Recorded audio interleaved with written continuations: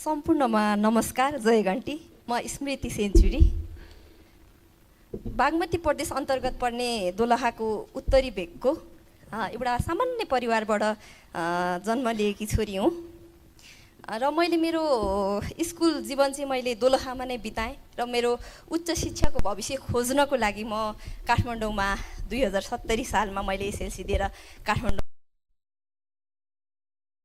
म्यानेजमेन्टमा मैले +2 गरेँ सिबोर्ड इन्टरनेसनल कलेजबाट, र मैले ब्याचलर चाहिँ जर्नालिजमबाट बानेश्वर कलेजबाट गरेँ र अहिले सोसियोलोजीको थेसिसको लास्ट स्टेजमा छु म।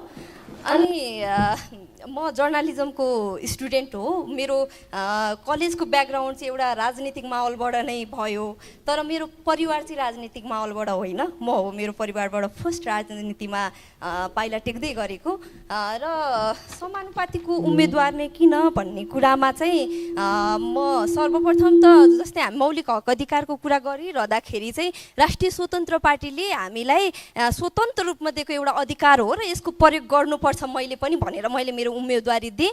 अनि त्यसपछि त्यसमै अर्को कुरा भनेको चाहिँ म हिजो जेएनजी आन्दोलन भइरहँदा यो भदौ 23 र 24मा भएको जेएनजी आन्दोलनमा चाहिँ म प्रत्यक्ष रूपमा म आफूलाई त्यहाँ उमिएको थिएँ र मैले त्यहाँनिर युवाको चित्कार, युवाको गुहार देख्दाखेरि चाहिँ म आफूमा एउटा के अनुभव गरेँ भने साँच्चीकै युवाको त आवाज सुनिदिने मान्छे नै रहेन रहेछन् है। हामी रोडमा आएर नारा लायौँ, चिच्यायौँ, करायौँ।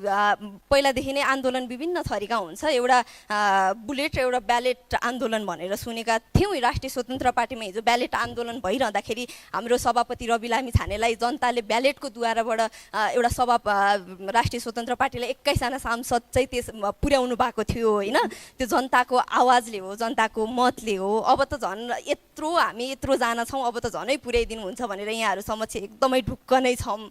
अनि युवाको पनि आवाज चाहिँ प्रतिनिधि सभासम्म पुग्नुपर्छ है। अब हामी 8 कक्षा पढेकोहरूको विरुद्ध हामी आवाज मात्रै उठाएर हुने रहेन रहेछ। हामी हातमा डिग्री होल्ड गरेर डिग्रीको सर्टिफिकेट लिएर चाहिँ भौतारेर हुने रहेन रहेछ। अब हाम्रो आवाज चाहिँ राष्ट्रिय स्तरमा पुर्याउनुपर्छ भनेर युवाको सहभागिता त्यहाँ जनाउनलाई पनि मैले मेरो उम्मेदवारी दिएको हुँ। र अर्को कुरा भनेको मैले उम्मेदवारी दिइरहँदा मैले 3टा समुदायको प्रतिनिधित्व गर्ने रहेछु। एउटा युवा, एउटा दलित र एउटा महिला। म यो 3 जनाको आवाज चाहिँ त्यहाँ पुर्याउँदाखेरि म 1 जनाले प्रतिनिधित्व गर्ने भएको भएर मैले मेरो उम्मेदवारी चाहिँ दिनै पर्छ भनेर मैले दिएँ। अनि त्यसपछि म नै किन त भन्दाखेरि म एउटा बागमती प्रदेश चाहिँ अलिकति विकसित भनिन्छ, अलि अगाडि आएको प्रदेश हो, सुगम प्रदेश भनेर चिनिरहँदा पनि दोलखाको उत्तरी भेगमा रहेका ती दूर दराजका आवाज